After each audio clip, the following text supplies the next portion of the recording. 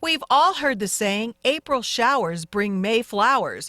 But first you have to properly plant those flowers. So we stopped by Smith Floral Company in West Hazelton to get some expert advice from owner Jennifer Barnasevich. Your planting season, especially in our area, is usually from the end of May into to late June. For viewers like me who don't have a green thumb, let's start with the basics.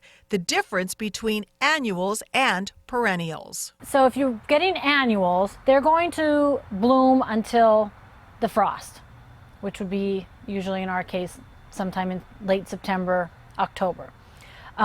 If you get perennials, they come back every year.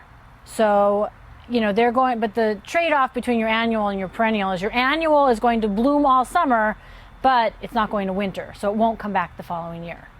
But a perennial is going to bloom for 2 or 3 weeks at a specific time in the summer, and then it will stop blooming and die off, but it will come back the next year. So which flowers fall into each category? As far as your annuals, geraniums, petunias, portulaca, dusty miller, impatiens, marigolds, they're all examples of annuals. Perennials, rose bushes, hosta, like Shasta daisies, Montauk daisies, astilbe, phlox, all of those are perennials, but they're only going to bloom for a certain amount of time, with the exception of rose bushes, which will bloom all summer. But otherwise, your other perennials, they're going to bloom at a specific time. So if you're planting perennials, you want to know when they're going to bloom and then plant them so that you have a variation, so that you have blooms in your garden all summer. Once you've planted the flowers, the next question is how much water is needed. It depends on your plant. It depends on what kind of sunlight it's getting. It also depends on if it's a container or if it's in the ground. So typically, if you have a container that's planted and it's out in full sun, you're going to want to probably water it every day. Now geraniums, they're all right on the dry side, but other things like impatiens, petunias, those are things that need to be watered every day. Now if your annuals are in the ground, if we get a lot of rain, you might not have to water. But I will say, I think people would be very surprised at how quick your soil dries out. Because we're always complaining like, oh, we've had so much rain. But in 2 or 3 days, go dig in your soil and you'll see that, down deep, it's dry.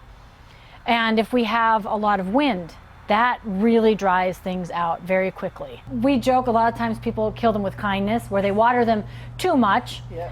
And then also, like say if you're container gardening, you want to make sure that your container has good drainage. Like make sure that the container does have holes in the bottom of it. Because a lot of times it doesn't, you might have to drill them in. So that can be an issue if it's getting water and water and water and then it's not being drainage, then what happens is the roots are going to rot. Jennifer also recommends fertilizing your plants once a week. Now, one important fact to keep your flowers looking great, Jennifer says you have to deadhead the flowers, which I think it's something I'm guilty of not always doing on time or enough of. So I would like a professional to show me the proper way to deadhead a flower. And what exactly does that mean, though, when you're doing it first, before you start? Pruning promotes growth. So definitely deadheading helps keep your plants blooming. It promotes them to push their energy into the plant and making more blossoms, and it makes it look better too. So what we have here, this is a geranium, and what you want to do is, so like there's a dead bloom here. What you don't want to do, okay, but I'll do it to show you, is just rip it off at the nub like that. You don't want to do that. Okay. Because that is kind of like if you cut yourself. So there's like an open wound there that could get diseased. I see. So what you want to do is you want to cut it about 1 inch above, because like this blossom is spent, okay, and you want to cut it off 1 inch above. And then that stem, and there's like one here, like that stem will just die off on its own. But then there won't be any disease that'll go into your plant. Now that we've learned proper pruning, What about pesky bugs like the Japanese beetle? There is a product out, it's called 7, that's very good in saving your plants from the Japanese beetle. But the problem with that is that 7 is very bad for butterflies and bees.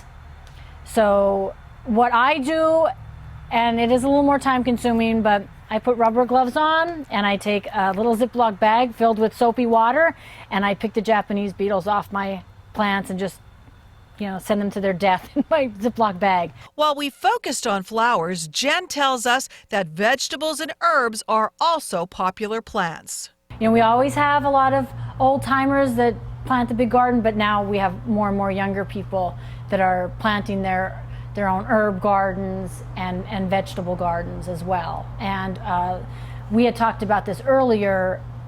If you're using a weed and feed or something, or you're getting your lawn treated, and your vegetable garden is right next to your lawn, even though you're not treating your vegetable garden, if you're putting weed killer on your lawn, that's seeping into the soil, that's going into the water table. And we have had customers come in with deformed peppers or tomatoes and, asking our grower, and that's one of the first things he asks them, and that's usually the case. And so you want to be very wary of that because, if your fruit's deformed, you don't want to be eating that. Hopefully you've learned some vital information to help you grow a great garden. Reporting for SSPTV News, I'm Lisa Sugart.